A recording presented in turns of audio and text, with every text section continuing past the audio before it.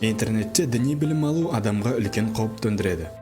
Ол бір түнде радикалды идеологияның ықпалына түсіп, деструктивті ұйымдардың қатарын толтыра алады.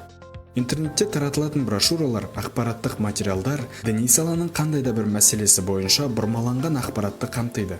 Бұл жастардың дін туралы дұрыс емес білімдерін қалыптастыру, олардың санасын өзгерту, ой өрісін шектеу, рухани өсуіне жол бермеу үшін арнайы жасалады.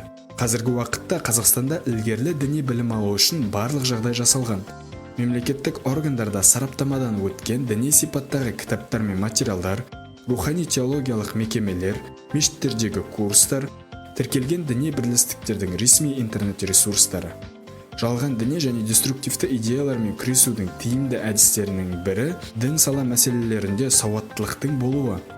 Интернет арқылы рухани білім алғысы келетіндерге теологтар тек тіркелген діни бірлестіктердің сайттарына кіруді ұсынады.